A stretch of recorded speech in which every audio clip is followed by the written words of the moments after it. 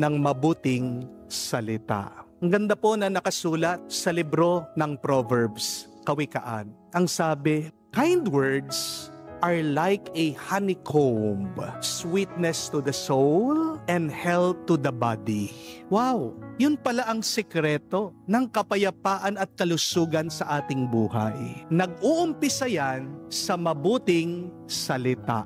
Amen? Hindi lang po masarap sa ating mga bibig, sa ating mga dila, ang mabuting salita. Nag-iiwan din ng mabuting salita ng magandang alaala sa ating isip at puso. Amen? Subukan nyo man po. Kung meron po kayong katabi ngayon, sabihan mo siya, ang ganda mo, ang gwapo mo. Subukan nyo po, ang ganda nyo, ang gwapo nyo. Ano pong naramdaman nyo? Kayong sinabihan na maganda kayo, gwapo kayo. Di ba ang sarap? Di ba nakakabigay ng ngiti, tuwa at saya?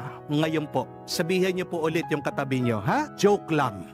Biro lang. Ano pong mararamdaman nyo? Kayong mga sinabihan na, biro lang daw na maganda ka, gwapo ka. Diba? Nakakagalit, nakakalungkot.